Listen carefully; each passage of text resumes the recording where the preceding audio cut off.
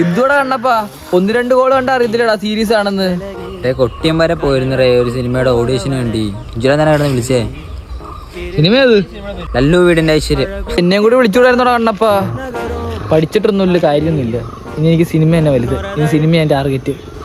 ചെക്കൻ അഭിനയിക്കാൻ അറിയോടെ? ആരൊക്കെ എന്നെ കേളിടാ അഭിനയിക്കാൻ അറിയുന്നോ? കാണിച്ചുതരാ.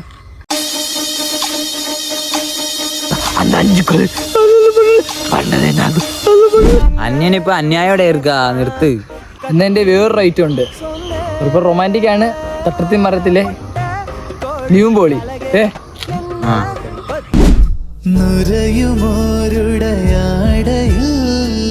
ഇപ്പൊ നീയുമ്പോൾ ഇങ്ങനെയൊന്ന് പൊക്കിയുടെ ഒന്നൂടാ.